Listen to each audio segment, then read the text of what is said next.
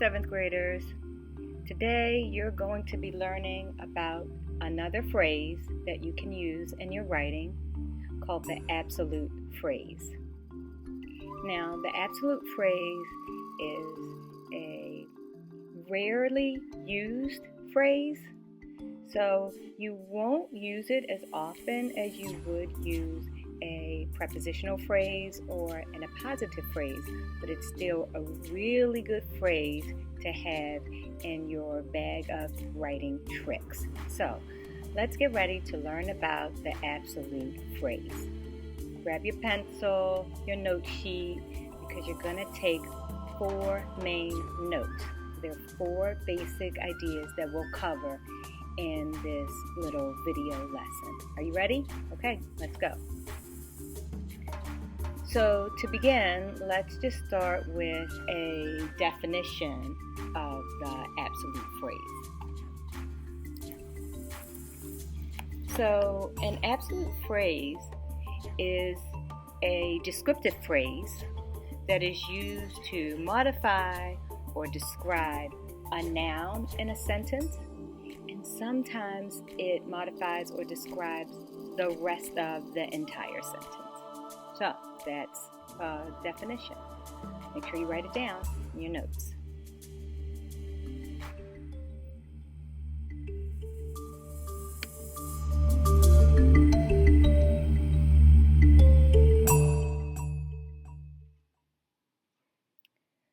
So let's move on and talk about a good description of the absolute phrase. In other words, what does it look like?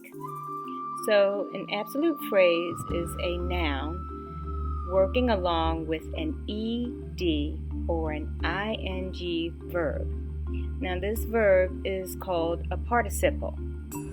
When you put these two things together, the noun along with the ed or ing verb, then together you will have an absolute phrase. Sometimes there may be a few other words in this phrase to add to or extend the meaning, but the basic description of the absolute phrase is a noun along with an ed or an ing verb used to basically modify or describe another noun in the sentence or the whole sentence. You should also know that it is not connected to the sentence with any conjunctions. So this is not the time to use any of the fanboys.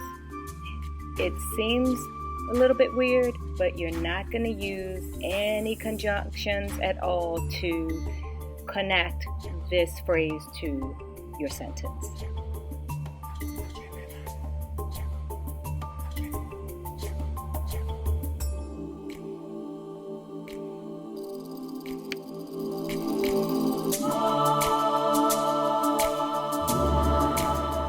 Okay, so now it's time to take a look at a few examples. Actually, we're going to look at 2 examples, kind of a basic example, and then we'll look at a more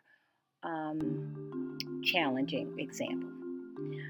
Okay, so the first example, as you can see here, fingers trembling, Anna slowly grabbed the steering wheel.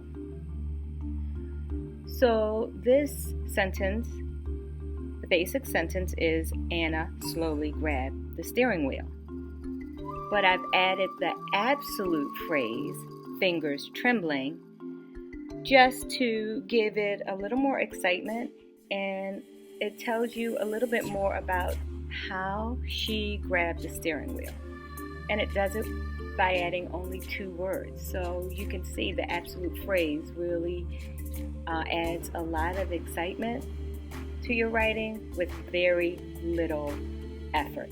And also it just seems mature. It just seems more mature to say it this way. Fingers trembling, Anna slowly grabbed the steering wheel. Okay, so this is the first example.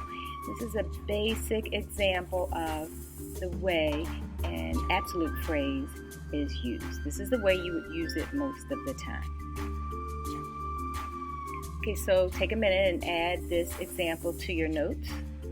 And also you can label the parts of the absolute phrase. That would be a good idea too.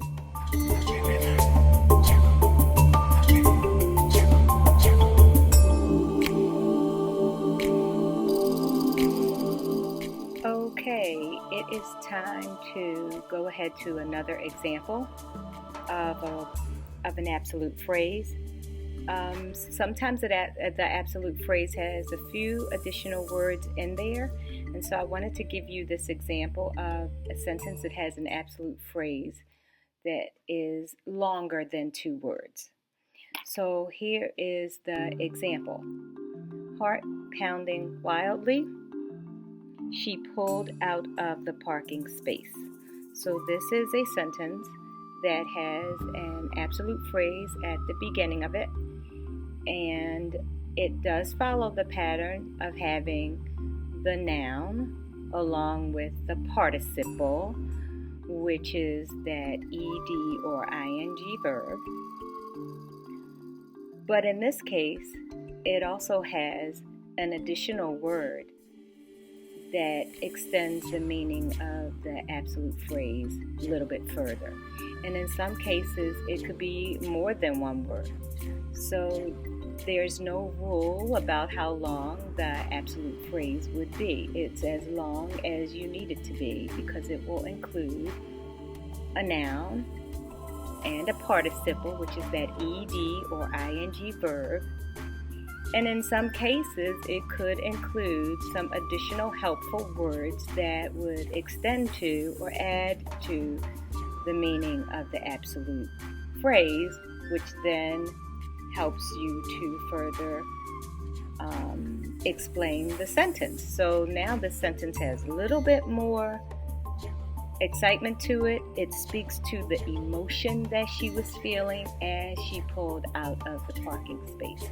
And once again, not a lot of effort. You're only adding 3 additional words. So now we're at the last section, section 4, and there are 2 pieces of information you should know. The first one is some absolutes will modify a noun in the sentence, but some other absolute phrases will modify the entire sentence. So you can pretty much use it freely to add detail or excitement to a sentence, but it sometimes could modify one noun. It sometimes will modify the entire sentence. Secondly, you should know that you must place a comma after the absolute phrase to connect it to the sentence.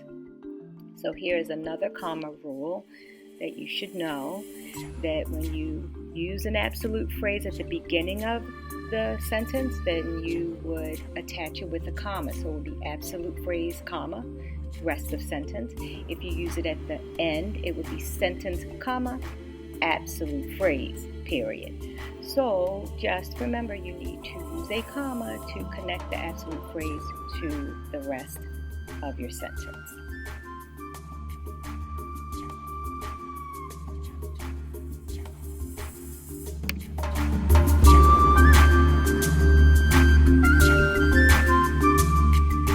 Okay, 7th graders, we're coming around home stretch. I just have a few final thoughts for you to consider. So, first of all, absolute phrases add excitement to what would be a kind of regular, boring sentence. So, just consider using them, because they could add a little bit more variety to your sentence and a little bit more excitement to an otherwise boring regular sentence. So, secondly, absolute phrases follow a pattern. So, to use an absolute phrase, you would use a noun plus a participle. That is that ed or ing verb that we spoke about earlier. And in some cases, it would have other helpful words along with it to complete its meaning, to give it a more full meaning. So an absolute phrase does have a pattern to it. It will start with a noun. It will have an ed or an ing verb called a participle, and perhaps some other helpful words to extend the meaning of that absolute phrase. And then finally, absolute phrases are not essential to the meaning of your sentence. What that means is you could take the absolute phrase away and the sentence should still work perfectly fine. But the absolute phrase does add an element of excitement or an element of deeper meaning to that sentence. So I would love you to start trying to use absolute phrase in your writing. It's a good thing.